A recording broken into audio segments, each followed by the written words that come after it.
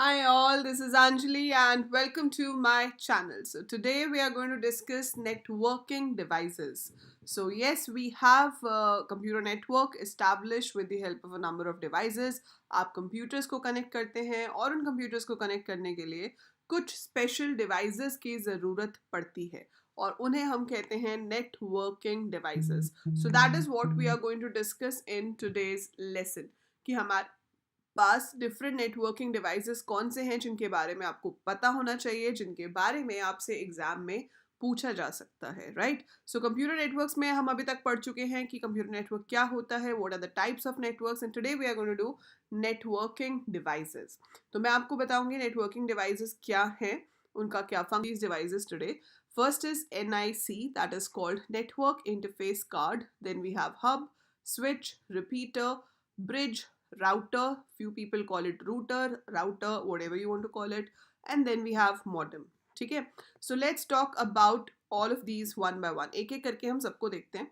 तो सबसे पहले आप देख रहे हो ये NIC कार्ड, ये आपके मदरबोर्ड के ऊपर माउंटेड होता है. अब आजकल तो, पहले जब वो याद है डब्बे वाले CPU होते थे, अगर किसी के घर में अभी भी डेस्कटॉप्स हैं तो वहाँ पर ये पीछे लगा होता था और इसके अंदर हम केबल लगाते हैं. अब ये लैपटॉप के अंदर पहले से ही माउंटेड आता है, पर इसके बिना हम नेटवर्क के साथ कनेक्ट नहीं कर सकते. So we have to connect to a network with the help of a NIC card which is network interface card. ये जो आप ये बॉक्स ये जो देख रहे हो जहाँ पे केबल लग रही है ना, ये सेम तरह का सॉकेट इधर भी है, सेम तरह का सॉकेट इधर भी है. तो आप ये जितने भी डिवाइसेस देखोगे इन सबकी शेप सेम है. क्यों? क्योंकि यहाँ पे जो कनेक्टर लगता है उसे हम कहते हैं RJ45 connector. So the connector which I put in here is RJ45 connector, जिसकी हेल्प से हम इनको आपस में कनेक्ट करते हैं. ठीक है, सो यहाँ पे वो ऐसे व्हाइट वाला आपने कभी देखा भी होगा, उसके पीछे एक छोटी सी पिन होती है, उसको दबा के हम निकाल सकते हैं और उसको दबा के लगा सकते हैं, देन वो फिक्स हो जाता है. So that is network interface card. अब उसके बाद बहुत सारे डिवाइसेस हैं. The very basic device we use is a modem. Modem is modulator demodulator. So MO जो है वो हमने मॉड्यूलेटर से उठाया है, DEM हमने डीमॉड्यूलेटर से उठाया है. अब जो भी काम हम कंप्यूटर में करते हैं, है ना, वो सब एक डिजिटल फॉर्म में होता है. It's an electronic device, so it's in the digital format. Now when this data has to go to internet, जब इस डेटा को इंटरनेट पे जाना है तो वो डिजिटल से कन्वर्ट होता है एनालॉग में. So it is converted from digital to analog. So digital to analog transmission is called modulation. So digital से एनालॉग क्या होता है? मॉड्यूलेशन. जब वापस ये काम होता है, जब मेरे पास वापस डेटा इंटरनेट से आ रहा है, तो वही एनालॉग सिग्नल्स को कन्वर्ट किया जाता है डिजिटल में ताकि कंप्यूटर उसे समझ सके, and that is called demodulation. It's like the same thing कि भाई मेरे को हिंदी आती है, ठीक है, मेरा एक और फ्रेंड है उसको हिंदी नहीं आती है, उसको कोई और लैंग्वेज आती है, तो somebody has to translate Hindi to the other language. तो जो मैं कह रही हूँ उसको तब समझ आएगा जब वो हिंदी से उस लैंग्वेज में, जैसे तमिल में, ट्रांसलेट की जाएगी, और वो जो तमिल में बोलेगा the person in between will convert Tamil to Hindi. So modem का वही काम है, वो डिजिटल को कन्वर्ट करता है एनालॉग में, एनालॉग को कन्वर्ट करता है डिजिटल में, ताकि कंप्यूटर और जो आपके डिवाइसेस हैं जिसके थ्रू डेटा ट्रैवल करता है, जो इंटरनेट है, वो सिग्नल्स को एक दूसरे के समझ सके. So that is the purpose of modem, modulator, demodulator. So it is a device that allows a computer or other device such as a router or switch to connect to the internet. It converts the analog signals from a telephone or cable wire to digital data, ठीक है, as well as it performs the reverse. So ये काम होता है modem का. Fine. दूसरा device है repeater. Repeater को हम एम्पलीफायर भी कहते हैं सिंपल लैंग्वेज में. सो इसका बेसिक काम क्या होता है कि जो डेटा ट्रांसमिट हो रहा है, कुछ डिस्टेंस जाने के बाद उसके सिग्नल्स लो हो जाते हैं. सो वी वांट कि वो सिग्नल्स जो लो हो गए हैं वो वापस अपने ओरिजिनल पेस पे आ जाए. So when you have to bring it to its original pace, we need a repeater for that.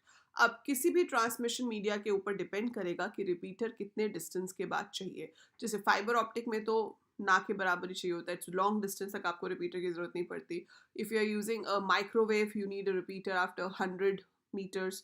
ठीक है, if you are using copper wire तो अलग होगा. ठीक है, सो डिपेंड करता है कि कौन सा ट्रांसमिशन मीडिया आप यूज़ कर रहे हो. सो माइक्रोवेव भी रेंज किसकी कितनी रेंज पर है, कितनी हाइट पर है, उसके प्रोपोर्शन में डिसाइड किया जाता है कि रिपीटर कितने डिस्टेंस के बाद चाहिए होगा, बट रिपीटर एक डिवाइस होता है जिसका काम है क्या, जिसका काम है to bring back the signals to their original frequency and it is required after certain distances.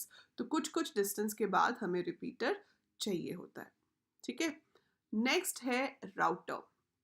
So router का जो प्रॉपर डेफिनेशन है वो आप कहेंगे कि it's a hardware device that routes data from a local area network to another network connection. So basically ये बहुत सारे नेटवर्क्स को आपस में कनेक्ट करता है. अब जब हम बहुत सारे नेटवर्क्स को आपस में कनेक्ट करते हैं, जैसे कि आपकी रोड्स हैं, है ना, roads are connecting so many cities together.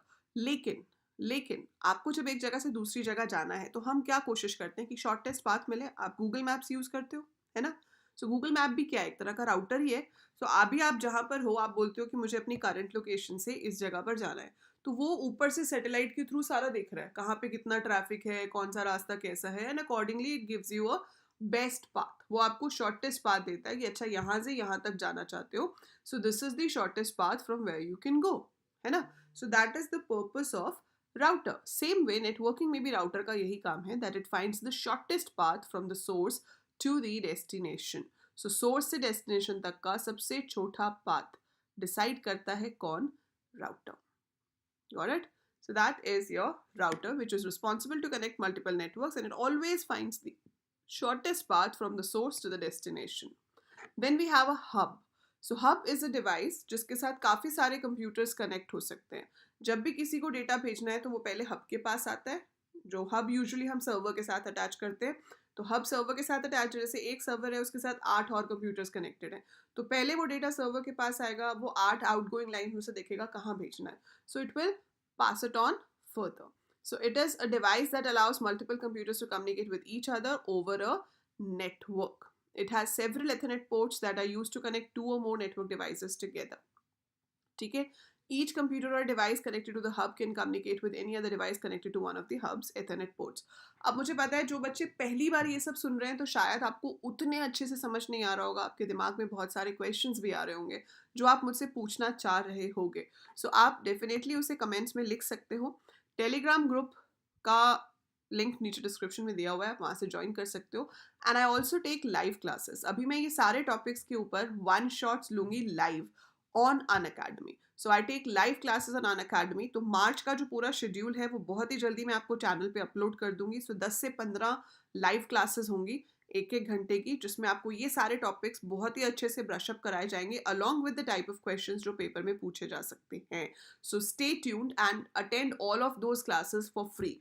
And वो क्लासेस अगर आपने अटेंड कर ली, 15 क्लासेस होंगी मैक्सिमम, वो 15 क्लासेस अगर आपने अटेंड कर ली ना बेटा, आपके 35 इस थ्योरी पेपर में पक्के हैं, ये आप मुझसे लिखवा लो. ठीक है. अटेंड करके समझनी भी है, ये नहीं कि आंखें बंद करके दिमाग बंद करके अटेंड कर ली, but you have to concentrate and attend properly, right. So अगला नेटवर्किंग डिवाइस है स्विच. ये हब के जैसा ही होता है, but it has the power to choose कि जो इनकमिंग लाइन आ रही है वो बेस्ट किस रूट पे जानी चाहिए ताकि वो डेस्टिनेशन तक पहुंच जाए जल्दी. So that is why we call it smart hub. ठीक है.